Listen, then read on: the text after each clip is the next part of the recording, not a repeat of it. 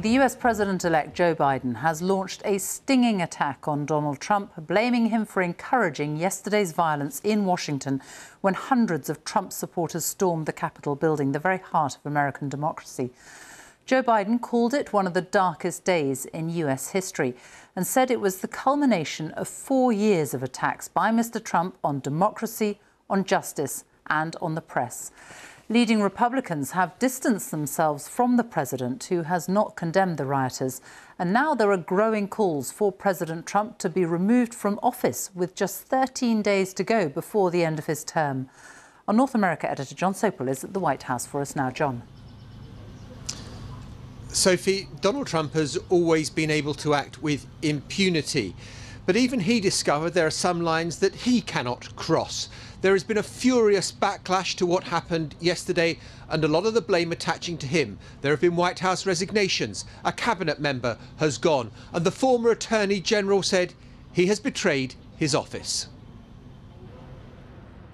They can clean, they can repaint and put papers back in filing cabinets. They can easily spruce the place up. But none of it will remove the stain on American democracy. The Trump-supporting, Trump-inspired rioters in what's being described as an attempted insurrection have certainly left their mark. Who's out? The mob that descended on the Capitol building probably couldn't believe how easy their task was. Outer security cordons crumbled. The thin blue line turned out to be painfully so. And if you want one image to highlight the inadequacy of the police response, just look at this officer endlessly retreating one staircase at a time. Or in the chamber, plainclothes officers having to resort to barricading the doors, their weapons drawn to stop the rioters from entering. These are scenes that have played out in tin pot regimes around the world. But in America, this beacon of democracy, this protester, Ashley Babbitt, was killed, a military veteran who'd served her country in Afghanistan and Iraq, only to die from a single gunshot wound fired in the hall of the House of Representatives. Business resumed last night. Joe Biden certified as the next president. The current vice president condemning the mob in a way that Donald Trump couldn't bring himself to. To those who wreaked havoc in our capital today, you did not win. Violence never wins. Freedom wins. And this is still the people's house. And today the president-elect made clear who he held responsible for last night's events. The past 4 years we've had a president who's made his contempt for our democracy, our Constitution, the rule of law clear in everything he has done. And yesterday was but the culmination of that unrelenting attack. Oh, there we go. But why was security so lax? It's not as though anyone was caught unaware. This overwhelmingly white crowd was treated with kid gloves. Police seemingly posing for selfies with the protesters. But this is what Washington looked like last summer when Black Lives Matter protesters came to the Capitol after the death of George Floyd. The difference couldn't be more striking. And then there's the role of the president himself in inciting this coup attempt. We're going to walk down to the Capitol. That seemed to appall those who've stood by the president.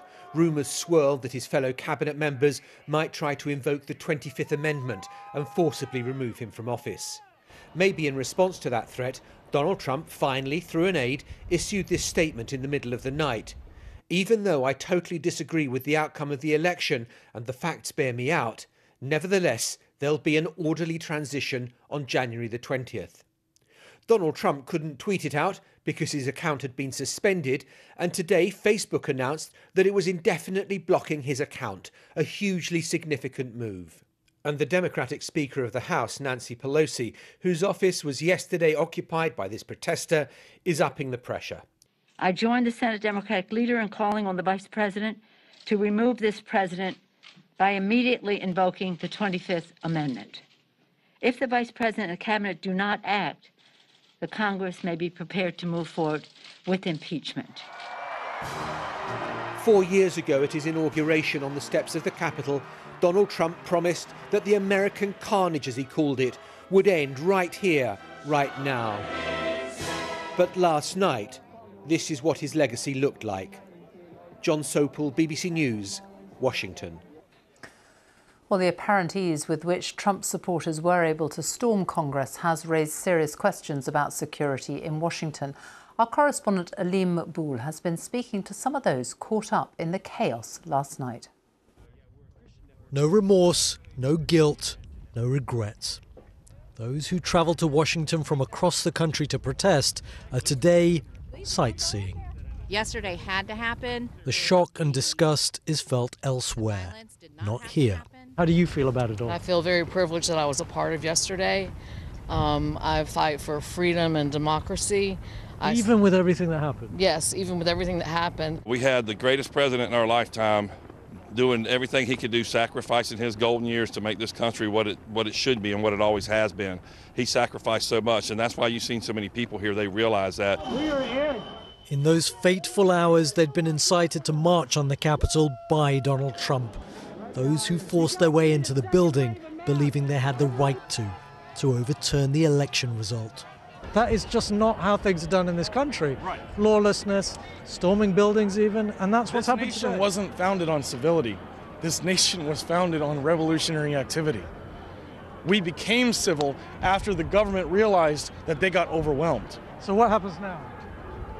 I guess now we wait and see if they take us seriously, because they saw how easily we were able to breach their defense. Well, in spite of everything we saw with our own eyes, a lot of those protesters who laid siege to the US Capitol insist that it is the other side that is trying to seize power and subvert democracy. Among them, there's very little sense of embarrassment at the events here, if anything, a sense of pride. Proud especially that they caused politicians to cower in Congress. I've never had a panic attack, but I think that's what I was having. My heart was pounding very, very hard. I was having a little bit of trouble catching my breath, and I felt almost paralyzed. David Hartford Jr. works at the Capitol building and lives close by. It was scary, and when I got up this morning, I was like, maybe I should just stay inside all day. I really had that thought of, am I going to be just attacked for just going and paying bills? Like, that's a scary thought to wake up with in the morning. Life, of course, goes on, but many Americans have been left numb by events here. Others, though, those involved, have clearly been energized. Aleem Maqbool, BBC News in Washington. Well, our correspondent Lebo Miseko was in the Capitol Hill complex when the violence broke out yesterday, and she joins us now and give us a sense of what it was like and what the mood is like now. Well, I was standing in this very same spot, broadcasting live on air when police came through and told all the media that they had to move for our own safety. We were taken through to a tunnel which adjoins this building to the main Capitol building, and eventually to a cafeteria where we were locked down for several hours. We were with people that work here, watching those scenes play out on TV. And they were telling me just how painful it was to watch. They have friends that work here, friends even in the police, and they were worried about them in danger. Today, very much a sense of a city taking stock of what happened the day before. Joe Biden and even Michelle Obama really issuing quite powerful statements, comparing also the treatment of Black Lives Matter protesters by police to the treatment of Donald Trump supporters yesterday, and asking questions about how those people were able to get into these buildings. Lebo Miseko on Capitol Hill. Thank you. Well, the Prime Minister, Boris Johnson, has condemned the violence in Washington last night and said President Trump was completely wrong for encouraging people to storm the building and cast doubt on the election result. Leaders around the world have widely criticised the riots, as our diplomatic correspondent James Landale reports. To a world that has traditionally seen America as a bastion of democracy, these images have provoked shock, disbelief and condemnation. And to a Prime Minister who made it his business to get close to Donald Trump, it was a moment to cut loose. He encouraged people to storm the Capitol, and insofar as the President consistently has cast doubt on the outcome of a free and fair election, I believe that was completely wrong. I think what President Trump has been saying about that has been completely wrong, and I unreservedly condemn encouraging people to behave in the disgraceful way that they did in the Capitol. Some leaders tried to rally support. What happened today in Washington, D.C. is not America, definitely. We believe in the strength of our democracies. We believe in the strength of American democracy. But Germany's foreign minister compared last night to the burning of the Reichstag in 1933 that the Nazis used as an excuse to seize power. And the Chancellor pointedly blamed Mr. Trump. Doubts about the election outcome had been stoked, she said, and that created the atmosphere that made the events of last night possible. China's foreign ministry compared the chaos at the capital to the storming of Hong Kong's parliament in 2019, when a spokeswoman noted dryly, no one died. We hope, she said, that the American people can enjoy peace, stability and security as soon as possible. Iran's president said democracy had left America fertile ground for populism that had led the country to disaster. What we saw in the United States yesterday evening and today shows above all how fragile and vulnerable Western democracy is. Its foundations are not solid. The events of last night may have changed the way the world sees America, but how much of these pictures also damage democracy itself at a time when the idea is being challenged across the globe? James Landale, BBC News. Let's go back now to our North America editor, Jon Sopel in Washington. And President Trump leaves office in 13 days' time. What happens then? Is a line drawn after these shocking events we saw yesterday? No, I'm not sure they are. Donald Trump got 10 million more votes than he did in 2016 in November.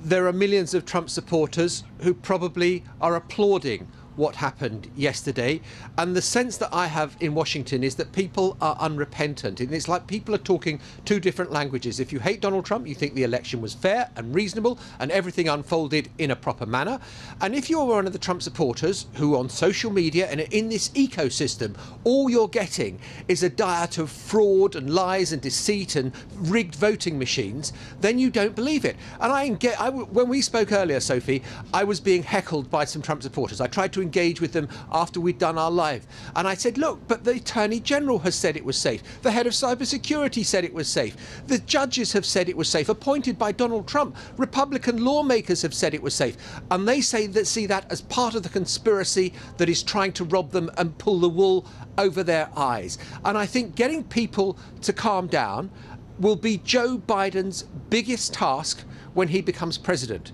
Whether he tries to take action against Donald Trump or let him go off into the sunset quietly, which I'm sure is the Democrats' dream, would be their preference. But will it happen? Jon Sopel at the White House, thank you.